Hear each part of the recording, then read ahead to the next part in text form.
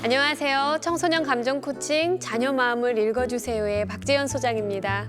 성경은 기쁨과 찬양으로 충만하라고 말하는데 마음이 힘든 청소년들이 참 많죠.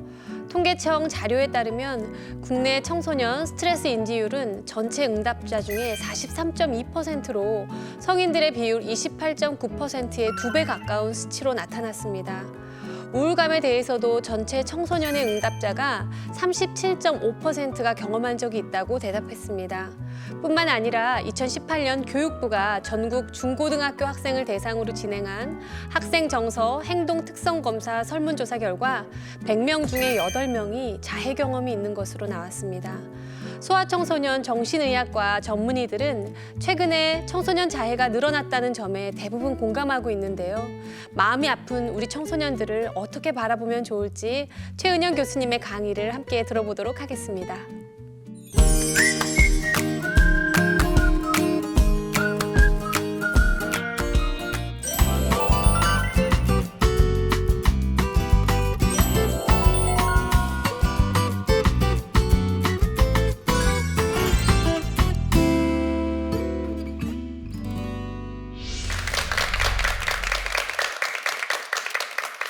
네, 안녕하세요. 횃불 트리니티 신학대학원의 최은영 교수입니다.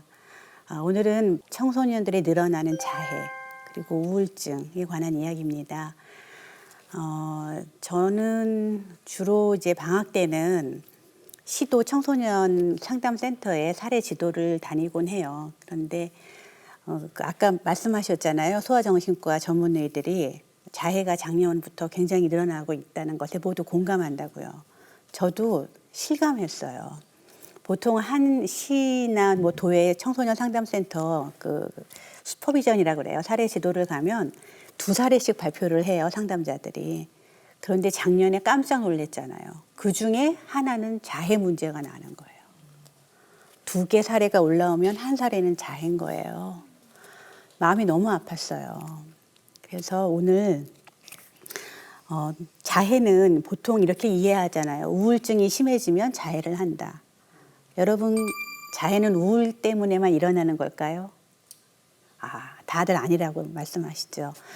제가 경험했던 그 자해 사례를 크게 3가지 유형으로 나눠 봤어요. 그래서 오늘은 자해의 3가지 유형별 원인, 그리고 부모님의 대처 방식, 그리고 이제 또 하나의 큰 주제인 우울에 대해서 아이들은 왜 우울해지고 부모님들은 어떻게 성경적으로 양육하면 좋을지 이렇게 2가지 큰 주제를 가지고 이야기를 나눠보겠습니다. 먼저 자해의 첫 번째 유형은 지금 우리가 얘기하고 있는 우울로 인한 자해예요. 다시 말하면 삶에 희망이 없어요. 더 이상 내가 살아도 의미를 못 느끼겠어요. 그냥 내가 이 세상을 빨리 내 스스로 끝내버리는 게 나을 것 같아요. 이것은 극단적으로 우울증이 심해지면서 아이들이 보이는 현상이죠. 이것에 대해서는 제가 나중에 마지막에 다시 정리해서 말씀을 드릴게요. 그럼 2번째 유형은 뭐일 것 같으세요? 자해의 2번째 유형은 굉장히 많아지고 있는데요. 기본적으로 부모와의 애착 실패 때문에 일어나는, 다시 말하면 내가 부모하고 의미 있는 관계, 정이 오고 가는 관계, 대화가 통하는 관계, 이런 거 해본 적이 없는 거예요. 여러분, 누가 우리에게 말을 걸어주고 우리 마음을 읽어주고 그럴 때 우리가 살아있다는 느낌이 들잖아요.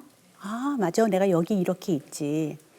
2번째 유형의 자해는 아이들이 내가 살아있다는 느낌이 없는 거예요. 그러면 여러분 이런 생각들 하시죠. 너무 얼떨결해서 이게 꿈인지 생시인지 모르겠어. 그러면 우리 어떻게 해보죠? 꼬집어 보죠. 우리 아이들이요, 부모하고의 이런 기본 애착 실패 때문에 내가 지금 살아있다는 느낌을 못 느끼겠어. 어떻게 할까요? 그어보는 거예요. 그 아이들이 공통적으로 하는 얘기들이 있어요. 너무 공허하다.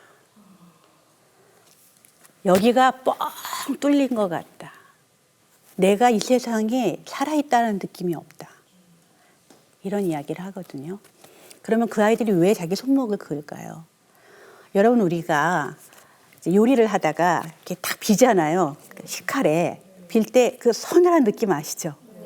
짜릿하고 뭔가 통증이 확 올 때, 그때 온몸에 자극이 쭉 퍼지면서 아이들이 느끼는 건 뭘까요? 아, 나 살아있네. 나 여기 살아있어.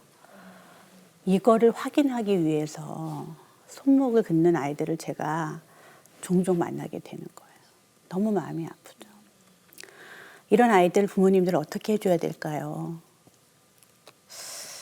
정상적인 부모님들 밑에서 자라는 아이들도 있어요, 보면. 그런데 부모님들이 잘 살펴보셔야 될 게 있어요. 이 아이가 기본적으로 태어나서부터 한 3살, 4살 될 때까지 부모님들은 너무 열심히 사셨거든요. 돈도 벌었죠. 그다음에 뭐 둘째도 태어났죠. 이제 왕왕 이런 경우. 둘째가 태어났는데 장애인이에요. 연년생이 낳는데 큰 아이를 키울 수가 없어요. 그러면 어떻게 하냐면 큰 아이를 어딘가 보내죠. 할머니 댁, 할아버지 댁 이렇게 보내요. 그러면 거기에서 좋은 양육을 받으면 참 좋을 텐데 그 할머니, 할아버지도 얘에게 반응해 주지 않았다면 얘는 부모가 있나? 내가 이 세상에 존재하나? 여러분, 대상을 통해서 아이들은 내가 있다는 느낌을 받는데 그거를 경험하기가 어려운 경우죠. 너무 늦었다 하는 때는 없죠. 이럴 때는 어떻게 하면 좋아요? 아이를 붙들고 크게 소리 질러줘야죠. 네 옆에 나 있다. 부모가 내가 그때는 너무 바빴어. 그때는 뭐 살면 여러 가지 일들이 일어나지 않습니까? 갑자기 막 어머님이 쓰러지시고요. 막 이런 일들이 있잖아요. 그럼 우리는 거기 매몰돼서 아이가 어떻게 자랐는지를 못 돌아봐요. 한번 차근차근 돌아보시면서 우리 아이가 왜 이렇게 생동감 없이 공허하게 살 수밖에 없었지? 하는 걸 깨달으시고 그거를 아이한테 얘기를 해주셔야 돼요. 그때 이런저런 이유 때문에 내가 네 옆에 없었어. 너무 미안해. 그러나 지금은 내가 네 옆에 있잖아. 하고 싶은 얘기 지금 나한테 해줘. 내가 들을게. 부모님들이 이거를 적극적으로 해주셔야 아이들은 내가 비로소 살아있다는 느낌이 들 것 같아요. 마지막 3번째 유형은 뭘 것 같으세요? 짐작해 보시면 자해. 3번째 유형은요. 반항하고 공격하는 형태로서의 자해예요. 제가 이거를 제 스스로 이렇게 이름을 붙여보는데 데모하는 자해예요. 무슨 뜻이냐면 우리 부모가 너무 못마땅한 거죠. 왜 이렇게 싸우냐고. 우리 부모가 하는 것마다 내가 요구하는 것에 미칠 수가 없어. 왜 나한테 이렇게 높은 기준을 자꾸 들이대면서 버겁게 만드냐고. 나 그렇게 못 살아. 이런 아이들이요. 이게 분노로 가고 공격성으로 가잖아요. 그러면 어떻게 해요? 당신들 내가 손목 긋고 고통당할 때 편안한가 보자. 내가 죽고 나면 당신들 마음 편하게 살겠나 보자. 이런 사실은 깊은 곳에서는 부모에 대한 복수, 보복심 때문에 하는 자해가 있다는 걸 알게 됐죠. 어떻게 하면 좋아요, 이럴 때는? 부모님들이 이 아이들의 좌절을 알아주셔야 되는 거예요. 부모님들이 내가 너를 어떻게 키웠는데 네가 나한테 불만일 게 뭐가 있어? 이렇게 되잖아요. 그럼 아이는 어떻게 돼요? 더 할 거예요. 그러니까 당해보시라고요. 최근에 외국의 어느 어머니가 학교에서 있었던 일 때문에 아이를 차를 태우고 가다가 다리를 지나는데요. 차가 잠깐 쓰더래요. 그런데 거기서 아이가 훅 튀어나오더니 다리에서 떨어져서 엄마가 보는 앞에서 투신을 한 거예요. 이게 뭐예요? 엄마, 학교에서 있었던 일 내 잘못 아니라고요. 그런데 왜 나한테 그렇게 화를 내시냐고요. 당해보세요 하는 마음이죠. 아이들은 판단력이 다 아직 무르익지 않잖아요. 그리고 욱하는 마음이 올라오면 이런 일들이 벌어질 수 있다는 거를 부모님들이 아시고 너가 불만스러웠던 거 우리가 고쳐볼게. 내가 너희한테 한번 맞춰볼게. 속이 상하고 내가 그런 얘기를 왜 해요 아이들 앞에서 하는 마음 올라오시겠지만 아이를 살리려면 저는 그렇게 해주실 필요가 있다고 생각해요.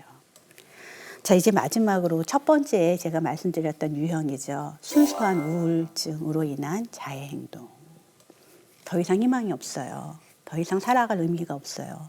그래서 저는 스스로 저를 처벌하고 죽고 싶어요. 이런 아이들 몇 가지 특징이 있어요. 첫째는 아까 당해볼래요 하는 그런 자해가 아니라 지금 이런 유형의 자해는요. 아이들이 착하거든요. 착해서 부모님 말 잘 듣고 그다음에 아이들이 또 잘 맞춰요. 잘 맞춰주는 그런 온순한 성격을 가진 아이들이 많아요. 그럼 얘네들은 부모님이 이렇게 세워놓은 기준에 어떻게든 맞춰서 잘 하려고 애쓰는 아이들이죠. 그리고 세 번째 특징은 뭔가 일이 잘못됐어요. 그러면은 잘못한 이 이유를 부모님을 탓하지 못해요. 나를 탓하죠. 내가 이걸 좀 더 잘했었으면, 이걸 내가 조금 성공적으로 해냈으면.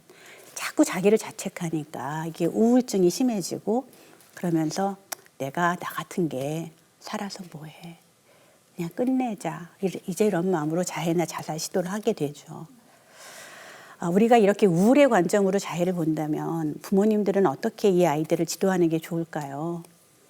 먼저 우울 안에는 이런 게 있어요. 내가 이 아이한테 너무 이루지 못할 기준을 만들어 놓고 여기에 맞추라고 한 게 아닌가. 부모님의 높은 기대 수준이 혹시 여기에 작용하고 있는 게 아닌가. 이걸 돌아보셔야 되고요. 두 번째는 내가 아이들한테 부과하는 그 기준이 어디에서 왔는가. 이건 부모님 거거든요. 그러면 이 기준은 어디에서 왔는가 하는 걸 돌아보셔야 돼요. 그런데 대부분은 그건 어디서 왔을까요? 실은 자신의 부모님한테서 오는 거예요. 자신이 살던 세상에서 이렇게 하는 게 좋겠다. 여기까지는 올리는 게 좋겠다. 스스로 자신들이 만든 거거든요. 그러면 궁극적으로 부모가 이 기준에서 놓일 때 우리 자녀들도 이 기준에서 놓이게 되겠죠.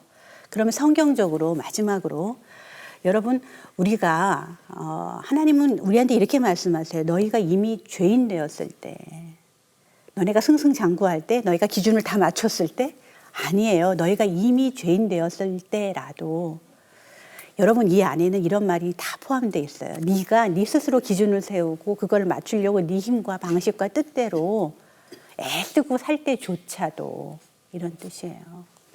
그때에도 내가 너를 사랑했고 내가 너와 함께 있었고 그래서 내가 하나밖에 없는 내 아들을 너를 살리려고 십자가에 보낸 너의 아버지란다.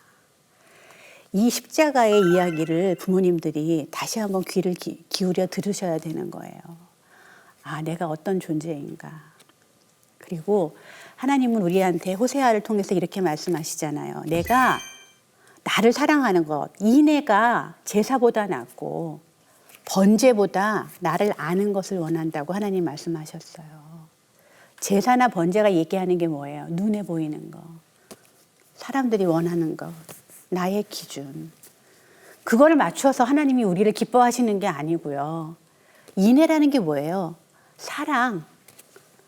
하나님을 아는 게 뭐예요? 인격적인 관계. 하나님과 이 두 가지를 가지고 살아가는 부모를 하나님은 원하시는 거죠.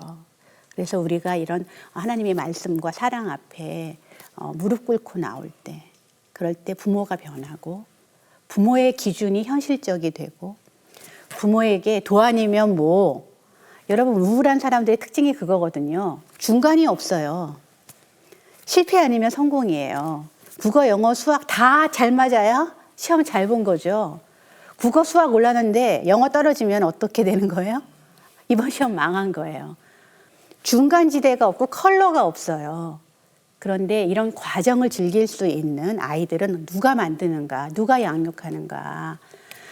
이미 우리가 죄인 되었을 때 우리를 받아주신 하나님을 우리가 신뢰하고 가는 것. 그리고 우리가 그걸 하나님께 우리 사랑을 표현할 때 있어서는 그 어느 것도 잘하고 잘못하는 게 없다는 것. 낮고 높은 게 없다는 것. 이거를 부모가 먼저 알고 아이들에게 가르칠 때 아이들도 그 중간지대 과정을 즐기면서 사는 아이들로 자랄 수 있을 것 같아요.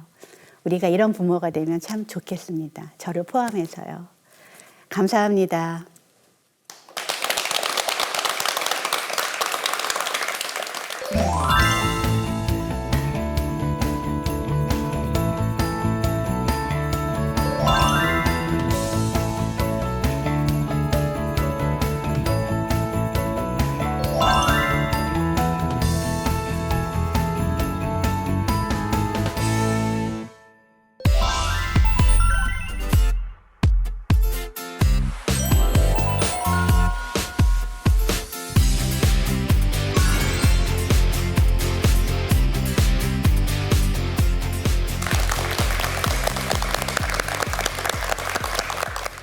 네, 교수님 감사합니다. 저희가 이제 벌써 7회차잖아요. 벌써 그렇게 됐어요. 네, 7회차 정말 많은 분들이 봐주시고 피드백 너무 많이 들어오더라고요. 그래서 저 되게 기쁜데 이런 생각이 들었어요. 오늘 좀 주제가 우울과 자해다 보니까 이제 이 프로그램을 딱 방송 시작에 이제 준비를 하고 보시는 부모님들은 시작도 하기 전부터 나는 또 어떤 이 나쁜 부모가 아닐까, 어떤 죄책감을 안고 이 프로그램을 시청하지 않으실까. 끝나면서 그런 어떤 혼을 날까? 그러니까 난 또 뭐를 잘못했고 이거 꼭 결국 또 나의 문제구나 이렇게 될 것 같은데 그 죄책감을 가지고 방송을 어쩌면 보실지도 모르는 우리 청소년기를 자녀를 두신 부모님께 한마디 위로의 말씀을 좀 먼저 해주신다면. 뭐 첫 번째 제가 드리고 싶은 얘기는 부모님도 그냥 부모님 탓 좀 해보세요. 그러게 갑자기 마음이 가벼워지네요. 우리가 유교 문화권에서 자랐어요. 그렇죠? 그리고 성경도 부모를 맞아요. 공경하라는 이야기를 계속해요. 네. 그래서 우리가 부모님께 손가락 들이대면서 따지는 거 잘 못해요. 그렇죠? 욕하는 것도 어렵고. 물론 부모님을 욕되게 하고 비난하고 이런 것을 즐겨하는 건 좋지 않겠지만 이거 또 내 문제야? 나 정말 정신 차려야지. 우리가 왜 이렇게 이런 과정을 거치게 됐는가. 우리도 누구에게는 한때 자녀였다는 거예요. 그렇네요. 그럼요. 우리 부모도 한때는 누군가의 자녀였고 그분들도 결핍이 있고 좌절이 있었던 죄인들이었다. 그러나 그들의 한계를 가지고 우리를 이만큼 그래도 키운 거구나. 이제 이런 마음으로 열고 저희가 부모님들을 대할 때 그래 부모님의 이런 한계 때문에 나의 이런 부족함이 생길 수 있지. 네. 그리고 내가 이런 부족함을 메우려고 혼자 이렇게 너무 고진분투했지. 그런데 이 안에 하나님이 있으셨나? 네. 이런 질문들을 해보면서 저는 그래요. 누가 이런 얘기를 했어요. 죄책감을 사람들은 피하려고 죄책을 지지 않는데요. 중요한 말 같습니다. 네. 죄책감을 자기가 갖고 죄책감을 해결하잖아요. 그럼 마음이 가벼워질 것 같아요. 그래서 자꾸 죄책감을 해결하려고 그래요. 그런데 실은 하나님께서 우리에게 만들어주신 질서는 뭐냐면 너희가 죄인이라는 거예요. 너희가 너희 방식대로 살다 지치고 쓰러진 것, 그것에 대한 죄책은 느껴야 회개하잖아요. 우리가 그 죄책을 안 느끼려고 죄책감을 해결하려고 그러면 그거 끝내고 나면 하나님하고 할 일이 없어져요. 그래서 저는 우리 부모님 마음껏 탓도 해보시고 그러나 그 안에는 내가 죄인으로 하나님께 받아들여진 경험이 있어야 내가 우리 부모도 그분의 한계를 가진 그 죄인으로서의 부모를 받아들일 수가 있고 이해할 수도 있고요. 내 거가 안 되면 부모 것도 안 되는 거예요. 그래서 이 두 가지를 같이 할 때 일어나는 변화가 뭐냐면은 비로소 하나님의 사랑을 진짜 받을 수 있게 되는 거죠. 네, 내가 이렇게 하나님의 귀한 자녀였네요. 내가 하나님께 이런 사랑을 받았네요. 근데 제가 몰랐네요. 그럴 때 우리의 진정한 죄책이 정말 구속의 그 믿음으로 우리를 안내하기 때문에 저는 그 과정에서 받는 위로와 사랑을 부모님들이 느끼신다면 참 좋겠다. 네, 그런 말씀 드리고 싶습니다. 저는 그 교수님 아까 강의를 들으면서 이런 제 경험이 하나 떠올랐는데 저는 초등학교 한 1, 2학년 때부터인가 손톱을 뜯기 시작했어요. 그런데 그 손톱을 뜯는 정도가 그냥 이렇게 뜯는 정도가 아니라 이렇게 피가 날 때까지 계속 이렇게 피 맛을 혀로 느끼고 그러면 이제 이게 침으로 젖어 있으니까 아픈 걸 잘 모르고 피 맛이 쫙 나는데 이게 마르면 이게 피부가 당겨지면서 상당히 아프거든요. 근데 그걸 아프면 안 해야 되는데 또 그렇게 해서 항상 피를 나게 또록 뜯고 그거를 제가 아이를 낳기 직전까지 뜯었던 것 같아요. 근데 어느 순간 이걸 언제 한 번에 고쳤냐면 아이가 이 모습을 본다는 걸 한번 상상을 해봤더니 그거 싫은 거예요. 그래서 그날 제가 그때부터 그냥 손톱을 안 뜯어야겠다라는 결심을 했는데 많은 경우에 이 손톱도 아이들이 피가 날 때까지 뜯는 아이들이 참 많잖아요. 그래서 요즘에 모발 뜯기라든가 이렇게 뭔가 신체적인 반복적인 행위를 계속한다든지 손톱을 뜯는다든지 이런 것도 그쪽으로 볼 수 있는 건지 많은 경우 이걸 굉장히 고민을 많이 하시거든요. 어떠세요, 교수님? 사람들마다 조금씩 다른 의견들이 있는 것 같아요. 첫째는 아까 제가 말씀드린 것하고 비슷하게 내가 살아있다는 느낌을 네. 받는 거죠. 그쵸. 이렇게 따끔할 때, 네, 네. 내가 여기 있네. 네. 그죠? 이렇게 딱 깨물 때, 네. 피가 날 때, 네. 내가 여기 있네. 네, 네. 이런 느낌을 갖기 위해서 네, 네. 그런 행동을 한다. 네. 이렇게 보는 견해가 있고요. 있고. 또 다른 견해는 아까 말씀드린 복수예요. 내가 나를 이렇게 해치면 너희가 마음이 편하겠어. 이런 복수심, 분노 때문에 이런 행동을 한다. 네. 이런 좀 다른 견해들이 네, 있어요. 네, 네. 근데 뭐 어떤 견해들이더라도 네. 아이들한테 이게 맞니 저게 맞니 확인해 봐야 되겠죠. 그렇겠네요. 데리고 앉아서. 네, 네. 네, 그래서 제가 저희 아들이 아주 어릴 때 어느 날 이렇게 손톱을 뜯고 있는 걸 봤어요. 6살쯤이었었는데 심장이 덜컥한 거예요. 아니 얘가 나처럼 뭐가 불안했나? 얘가 정서가 불안정해서 이러나? 그 공포감이 삽시간에 저를 덮치더라고요. 처음에 너 뭐 하는 거냐고 왜 손톱을 뜯냐고 사실 뜯을 수도 있잖아요. 네. 그런데 그냥 제가 굉장히 과하게 야단을 치면서 뜯으면 안 된다고 너 이게 세균이 얼마나 많은 줄 아니면 엄청 겁을 주면서 아이를 못하게 했는데 계속 하더라고요. 근데 어느 날 제가 아들을 이렇게 가만히 보고 있다가 그래 나도 어릴 때 그렇게 야단 맞고 하지 말라 그래도 피가 날 때까지 그렇게 그 버릇을 못 고치고 뜯었는데 내가 그걸 어떻게 고쳤지? 내가 깨달았을 때 그리고 내가 그걸 인지했을 때 그리고 하고 싶지 않다라는 생각이 강하게 들어왔을 때 안 할 수 있었거든요.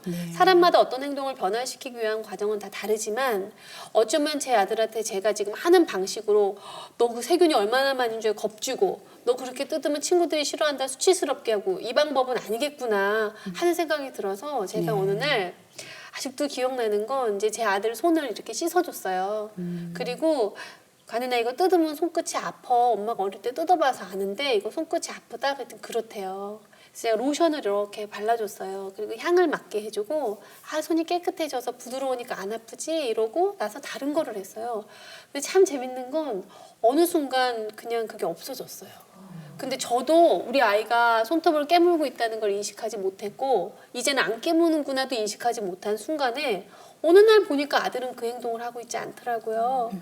그래서 요즘에 아이들 뭐 틱이라든가 또 손을 물어뜯는 행위라든가 어떤 이렇게 특정한 행동들을 반복할 때 그것에 너무 집중하면서 두렵거나 이렇게 수치스럽게 해서 그 변화된 행동을 끌어내려고 하는 노력은 때로 참 건강하지 못하겠구나 하는 생각이 좀 들었었어요.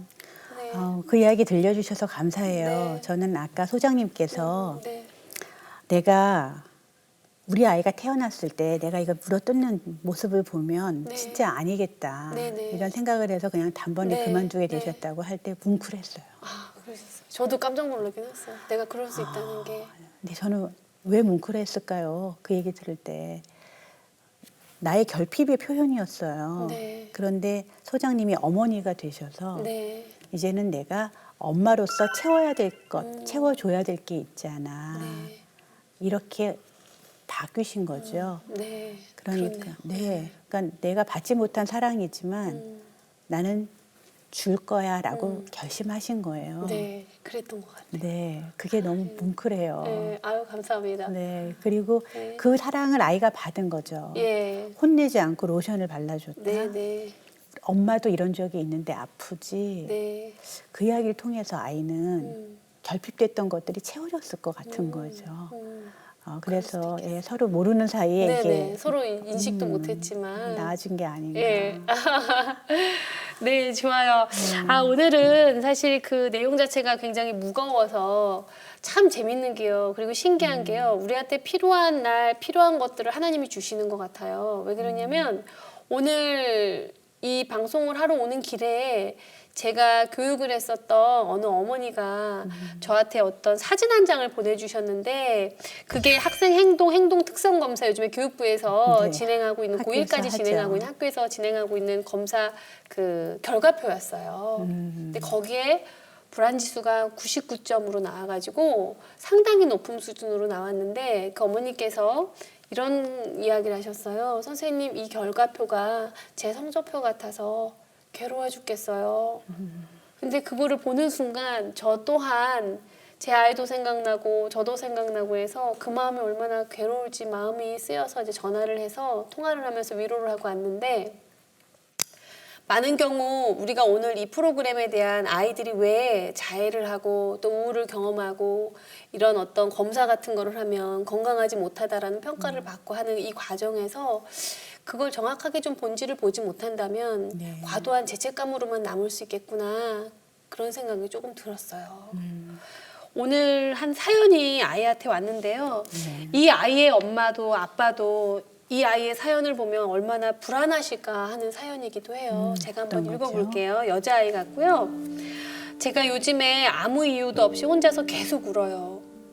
이게 우울증 초기일 수도 있다고 하는데 저녁마다 방 안에서 혼자 울고 죽고 싶고 왜 사는지 이유를 모르겠어요. 이제는 저녁에 우는 게 두려울 정도로 많이 울어요. 저 좀 도와주세요.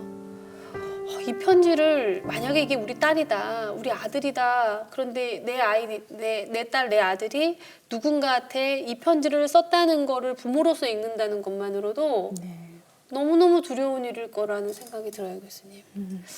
이걸 어떻게 좀 도와줄 수 있을까요? 지금 그 사연의 아이는 네, 우울증이 심해지는 과정 중에 있는 거죠. 그렇죠. 왜냐하면 일단 계속되는 우울감이 있어요.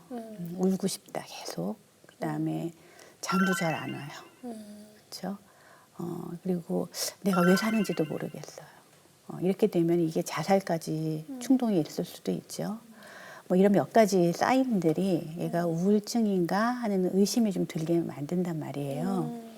그래서 부모님들이 우선은 우리 아이가 정말 우울증 진단을 받을 정도로 심각한가 하는 거를 용기를 좀 내시고 보셔야 돼요. 왜냐하면은 그 우울의 증상 중에는요, 지금 제가 말씀드린 것 외에도 우유부단한 것, 무기력한 것, 의욕이 없는 것, 그리고 잠을 너무 많이 자거나 덜 자는 것, 뭐 식욕이 너무 과다하거나 식욕이 없는 것, 뭐 이런 것들 다 포함해서 그렇죠. 지금 진단을 저희들이 하게 되는데 부모님들이 이것에 대한 정확한 자각이 없잖아요. 그렇죠. 그러면은 아이한테 과도하게 아이의 형편에 맞지 않는 기대들을 더 하게 돼요. 그렇죠. 앉아면 빨리 자라고 계속 소리를 지른다든지. 그렇죠. 예, 그리고 너는 왜 집중을 못해? 얘는 지금 우유부단하고 집중력 떨어져 있거든요. 그래서 제가 이제 어떤 사례를 본 적이 있냐면 대학생이었는데 네네. 얘가 정말 우울했어요. 네. 그 상담자가 딱 하나밖에 안 했어요. 네가 보이는 행동을 보니까 넌 정말 우울하다. 있는 그대로 그냥. 네, 넌 정말 우울한 거네. 그랬더니 아이가 나았어요. 아이고. 이게 뭘까요? 그 부모님들은 얘가 우울하다는 걸 인정도 안 했고 더더더더더 기대하고 압력을 주고 그랬는데 내 상태에 대해서 누군가가 정확하게 네. 알아주고 있는 거예요. 그랬더니 아이가 낫더라. 제가 참 놀라운 경험을 했어요. 네. 그래서 부모님은 먼저 아이의 상태에 대해서 정확하게 이해하시고 알려주시고 받아들이시고 네. 이게 첫 번째가 중요한 것 같고요. 두 번째는 제가 앞서 말씀드렸듯이 이게 아이가 갖고 있는 삶의 무게가 실은 네. 부모님으로부터 오거든요. 그렇죠. 그래서 제가 말씀드렸죠. 우울한 아이들은 착하다고. 그래서 자기 탓을 한다고. 네. 그런데 시간이 지나면서 아이들이 나을 때 부모 탓을 할 수 있어야 된다고 그랬잖아요. 네. 그러면 터져 나와야 되니까. 네, 엄마 나에게 왜 이런 기대를 하셨어요? 우리 집은 왜 이렇게 부끄러워서 내가 영웅을 해야 되는 거예요? 뭐 이런 얘기를 한번 훅 할 때 부모님들이 깜짝 놀라세요. 상담 잘못했다는 거예요, 당신은. 애가 이런 애가 아니었대. 착한 애였는데 왜 이렇게 됐냐고. 그렇죠, 그렇죠. 그럼 저는 부모님들 만나서 말씀드려요. 아이가 분노 발작이 일어나면 박수를 치고 반겨주세요. 아이가 낳는 과정이니까요. 그렇죠. 모든 이 독소도 빠져나와야 되듯이. 네. 네. 그래서 부모님들은 그걸 감당하시기 쉽지 않겠지만, 네, 그냥 마음속으로 박수 치시면서 그래 올게 왔구나.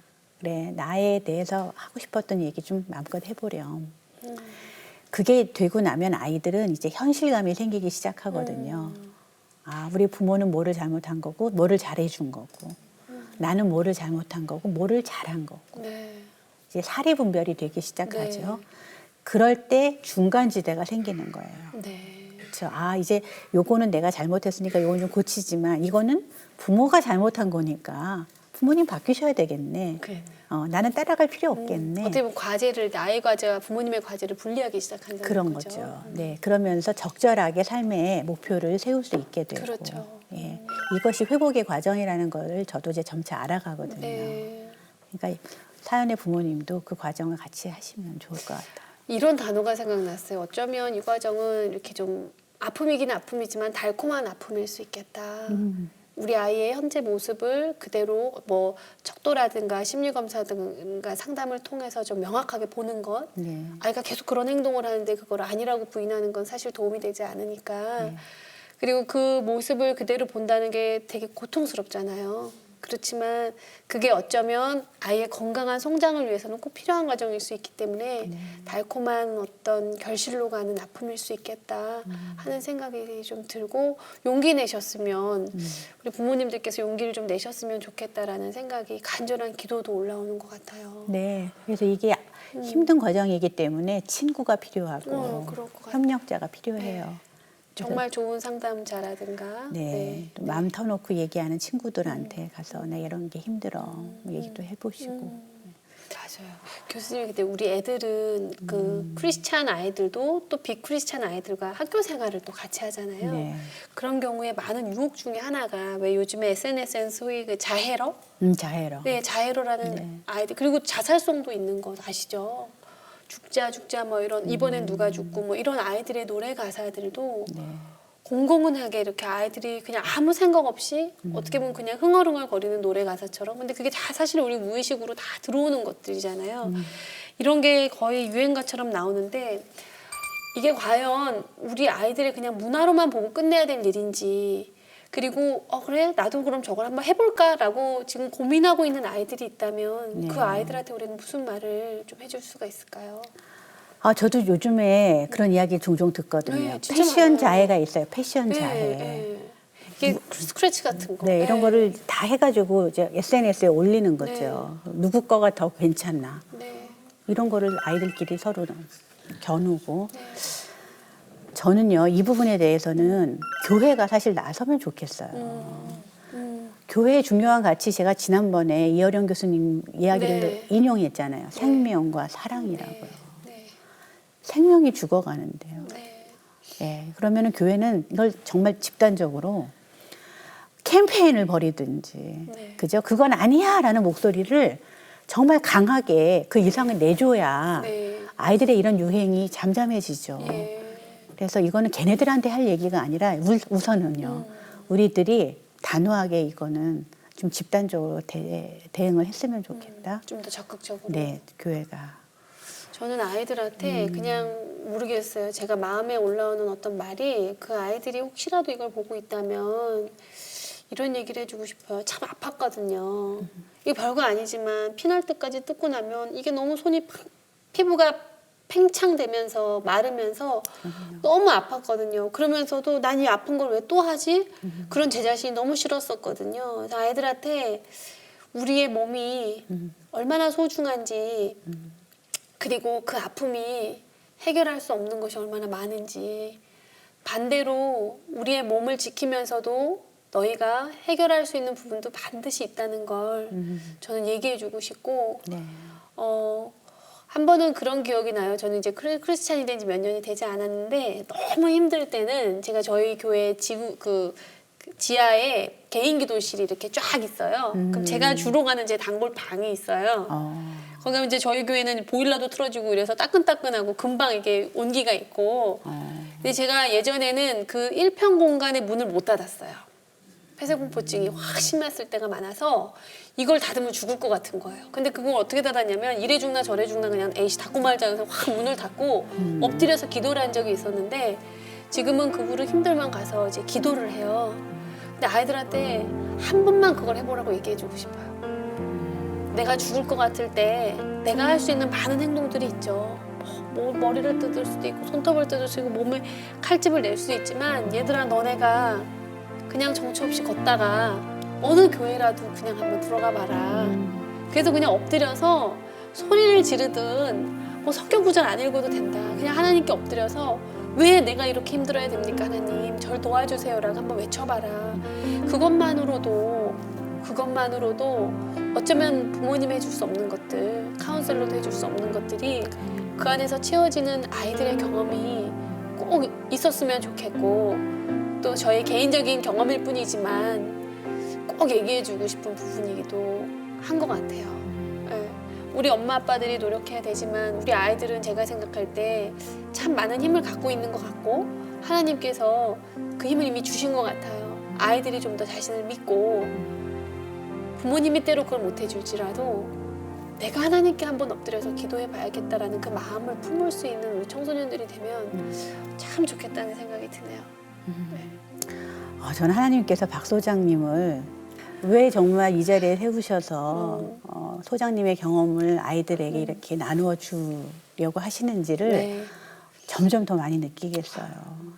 저도 많이 느껴요. 네, 교수님 정말. 강의를 들으면서 너무 많은 생각이 올라오고 가끔은 이렇게 태풍이 몰아치는 것 같은 혼란스러움과 또 어떤 때는 아주 명료해지는 태풍이 거친 후에 오는 그 명료함과 여러 가지를 선물해 주시는구나 하는 생각이 좀 들어요. 네, 아마 그 교수님께서도 무거운 마음으로 준비하셨던 것 같고 또 저희도 좀 무거운 마음으로 오늘 들었어요. 그리고 또 이 방송 프로그램을 보시는 부모님들도 무거운 마음으로 자해의 경험이 있는 자녀를 두신 부모님이라면 이 예고편부터 얼마나 무거운 마음으로 이 자리에 앉아 계실까 하는 염려와 걱정도 또 올라와요. 그렇지만 어쩌면 중요한 것은 교수님께서 말씀하신 것처럼 하나님 안으로 돌아가서 거기에서부터 고백이 시작될 때 자녀의 진정한 변화가 있겠구나. 그리고 그것도 또 희망일 수 있겠다는 생각이 드네요. 아니 저는 박 소장님 다니는 교회 알거든요. 아시죠? 네, 그리고 또 기도실도 가봤거든요. 네. 그래서 이게 너무 좋네요. 네. 너희가 부모님한테 받을 수 없는 거 무릎 꿇고 하나님한테 직접 네. 받을 수 있다니까 네. 얘들아. 네. 이거를 얘기해주고 싶다 그러시는데 이게 저한테 확 다가왔어요. 너무 감사합니다. 감사합니다. 네. 여러분들도 좀 도움이 되셨나요? 네. 예, 청소년 감정 코칭 자녀의 마음을 읽어주세요. 오늘은 좀 무거운 주제로 함께 나눠봤는데요. 우울증은 아브라함 링컨, 또 윈스턴 처칠, 나폴레옹, 스펄전 등 위대한 사람들로 알려진 수많은 사람들로 경험한 질환입니다. 성경의 인물인 욥도 나에게는 평온도 없고 안일도 없고 휴식도 없고 다만 불안만이 있구나라고 하며 힘든 마음을 토로했었죠. 어둠이 강할수록 빛이 밝다는 말처럼 아이들의 아픔이 클수록 하나님의 사랑이 더 크게 경험하게 될 거라고 생각합니다. 그리고 그 실마리가 되어주는 것은 하나님 앞에 죄인됨을 먼저 고백하고 자녀의 아픔을 함께 끌어안는 부모의 진심 어린 마음이라는 것을 깨닫는 시간이었습니다. 다음 시간에는 어떤 내용으로 또 찾아뵐지 기대 많이 해주시고요. 반가운 마음으로 다음 주에 뵙겠습니다. 감사합니다.